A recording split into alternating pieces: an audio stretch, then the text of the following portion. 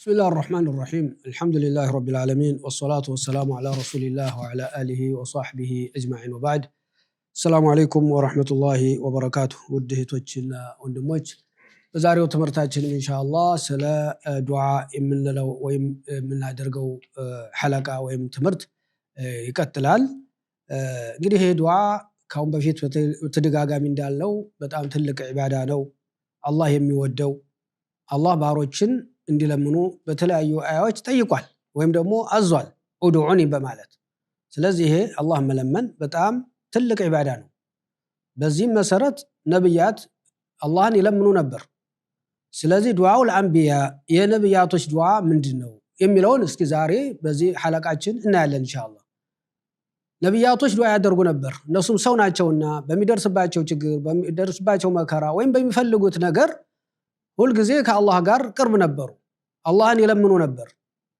እና በተለያየ አገላለጽና በተለያየ ዒባራ አላህን ይለምኑ ነበር ያን አላህ በቁርአን የብዙዎችን ነብዮች እንግዲህ አስቀምጦልናል ያ ምንድነው ለኛ ትምህርት ይሆን ዘንድ ነብዮች እንግዲህ አላህን በጣም ይለምኑት እንደነበረ ችግር ይደርስባቸው እንደነበረ ለዛ ለችግራቸው ግን ማንንም አይጣሩም አላህን ብቻ እንደሚጣሩ እንግዲህ አላህ በቁርአን ጠቅሶልናል ይሄ ለኛ ትልቅ ትምህርት ነው ከዚህ የምንወስደው እኛም እንደነሱ የነሱ ፈለግ ተከትለን አላህን ሁሉ ጊዜ መለመን እንዳለብን እንማራለን አደም አለይሂ ሰላም ወሐዋኡ አደም እንግዲህ የመጀመሪያው ነብይ ናቸው ሐዋ ባለቤታቸውም እንግዲህ ዱዓ አድርገዋል አላህ እንዲምራቸው ዱዓ ያደርጉ ነበር ربنا ظلمنا انفسنا وإن لم تغفر لنا وترحمنا لنكونن من الخاسرين በማለት አላህን ዱዓ አድርገዋል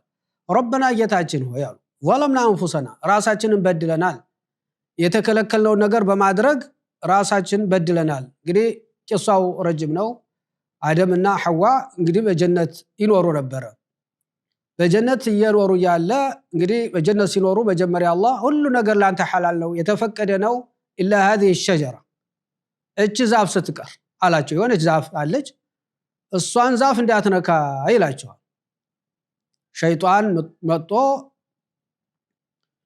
ወሰወሳቸውና ያችን ዛፍ እንዲቀምሱ ወይም እንዲበሉ አደረጋቸው ያኔ አላህ እንግዲህ ተቆጣባቸው እዛ እንግዲህ አላህ መቆጣቱን ሲያውቁና ሲረዱ ያውቁ ሰው ረጅም ነው ቃሉ ምናሉ ቃላ ربنا ظلمنا انفسنا ጌታችን ሆይ ራሳችን በድለናል አትንኩ የተባልነውን የተከለከልነውን በማድረጋችን ራሳችን በድለናል وإن لم تغفر لنا አንተ ካልማርከን በስተቀር وترحمنا እንደዚሁም ካላዘንክልን በስተቀር لنكونن من الخاسرين ከከሳሪዎች እንሆናለን ብለው ዱዓ አደረጉ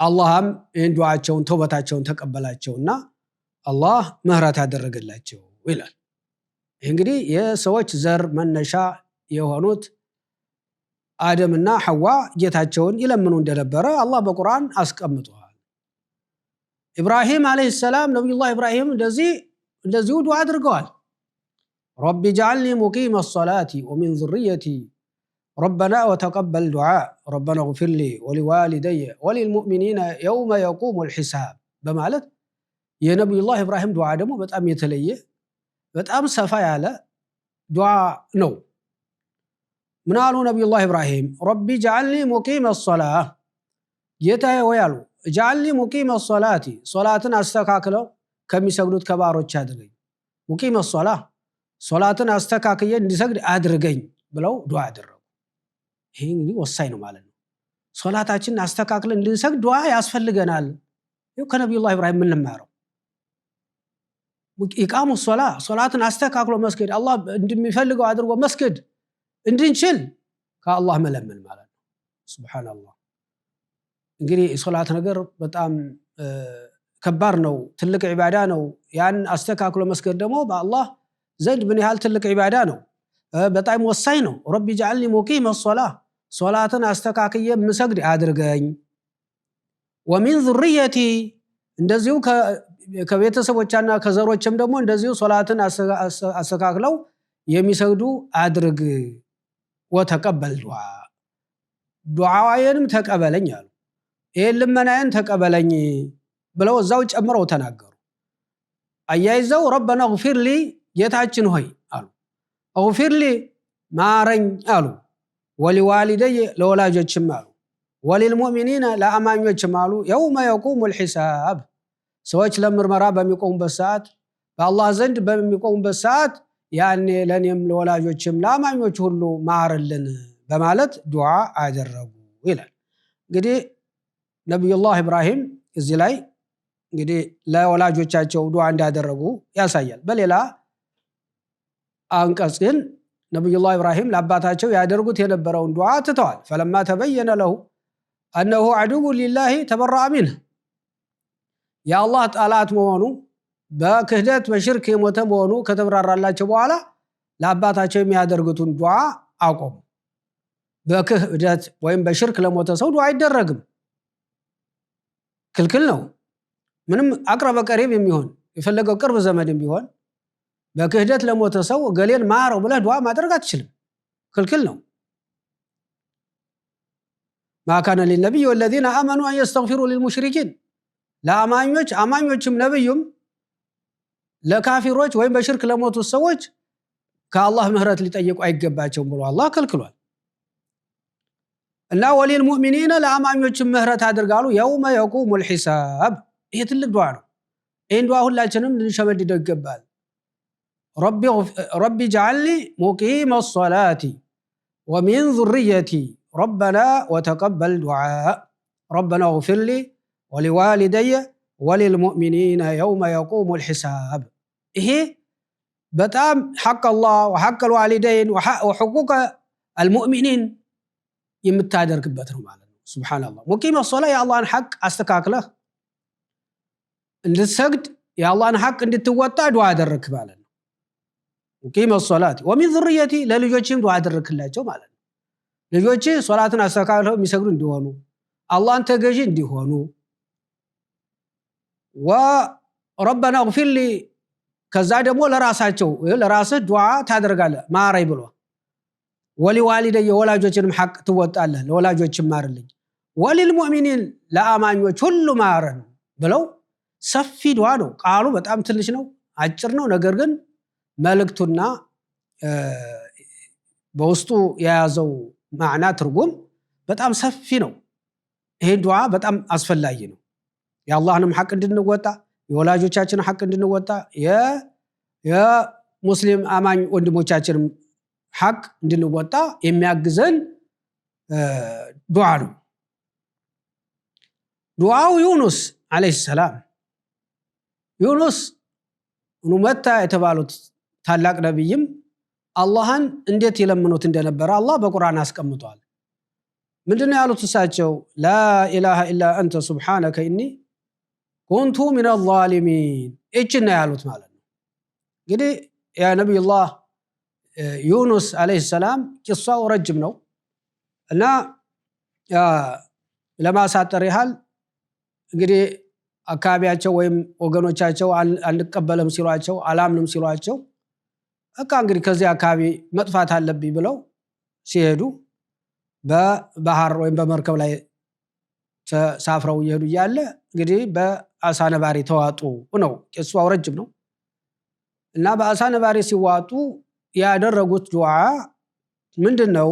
ላ ኢላሃ ኢላ አንተ ሱብሃነከ ኢኒ ኩንቱ ሚነል ዛሊሚን የሚል ያደረጉት። ላ ኢላሃ ኢላ አንተ ከአንተ በስተቀር በእውነት የሚገዙት ጌታ የለም። ሱብሃነክ ጥራት የተገባህ ነህ፣ ከጉድለት ሁሉ የጸዳህ ነህ። ኢኒ ኩንቱ ሚነል ዛሊሚን እኔ ከበዳዮች ሆንኩ፣ ራሴን በደልኩ ብለው ኢዕትራፍ አደረጉ ቢኸጧኢሂ። እንግዲህ አላህ ያለ አላህ ትእዛዝ ነበር ወደዛ ወደ መርከቡ ሄደው የተሳፈሩት። አላህ ሳይፈቅድላቸው ነው አካባቢያቸውን ለቀው የሄዱት ነበርና ወገኖቻቸውን ለቀው አላህ ሳይፈቅድላቸው ተዋቸውና ሄድ ሳይላቸው በራሳቸው ጊዜ ሄዱ። አሳ ነባሪ እንዲወጣቸው አላህ አደረገ። ግን በአሳ ነባሪው ከተዋጡ በኋላ በጨለማ ውስጥ ሆነው ያደረጉት ዱዓ ላ ኢላሃ ኢላ አንተ ሱብሃነከ ኢኒ ኩንቱ ሚነል ዛሊሚን፣ አላህ ሆይ ከአንተ በስተቀር በእውነት የሚገዙት ጌታ የለም። ሱብሃነክ የጸዳህ ነህ እኔ ኩንቱ ሚነ ዛሊሚን እኔም ከበዳዮች ነኝ ብለው ራሳቸውን እንግዲህ የበደሉ መሆናቸውን ተናገሩ። አላህ ምን አለ? ፈስተጀብና ለሁ ወዳውኑ ጥሪውን እሻለው አለ አላህ። ወዳውኑ ጥሪውን እሻለው ፈስተጀብና ለህ ፈኡ ተዕቂብ ትባላለች። ወዳውኑ ሳይቆይ አሳ ነባሪው እንዲተፋቸው አላህ አደረገ። ከወንዙ አውጥቶ ከባህሩ አውጥቶ እንዲተፋቸው አላህ አደረገ። ፈስተጀብና ለህ ወነጀይናሁ ሚነል ገም ካለበት ጭንቀት አወጣነው አዳነው። ሚነል ገም ነጀይናሁ ሚነል ገም ወከዛሊከ ኑንጂል ሙእሚኒን ወከዛሊከ ኑንጂል ሙእሚኒን እንደዚሁም አማኞችን በዚህ መልኩ ተጨንቀው አላህን ከለመኑ ዱዓ ካደረጉ እንደዚሁ ከጭንቀታቸው እናድናቸዋለን አለ። እናድናቸዋለን። ወሊሃዛ ረሱላህ ሰለላሁ ዐለይሂ ወሰለም በሐዲሳቸው ይሄ ዱዓኡል الكرب والغم ይባላል። ይሄ ማዳዓ ቢሃ መክሩቡን አው ረሱላህ ሰለላሁ ዐለይሂ ወሰለም አንድ ሰው ተጨንቆ ጭንቀት ላይ ሆኖ ይሄን ዱዓ ያደርግም አሉ አላህ ዱዓውን ያደረገለት ይሆን እንጂ አሉ። ላኢላሃ ኢላ አንተ ሱብሃነከ ኢኒ ኩንቱ ሚነ ዛሊሚን እቺ ናት። በቃ ሌላ የለውም። ኢዕትራፍ አለ የአላህን ትልቅነት ጠቅሰህ ያንተ ደግሞ በዳይ መሆንህን አምነህ አላህን ምህረት ትጠይቀዋለህ። አላህ ጭንቀትን ያስወግድልሃል አሉ። ስለዚህ እቺን ላኢላሃ ኢላ አንተ ሱብሃነከ ኢኒ ኩንቱ ሚነ ዛሊሚን ቀላላት እንሸመድዳት ይገባል። ዱዓ ልናደርግበት የሚገባ ዱዓ ነው ኢንሻአላህ። ቀጣዩን በቀጣይ የምናይ ይሆናል። ወቢላሂ ተውፊቅ። ሰላም አለይኩም ወራህመቱላሂ ወበረካቱሁ።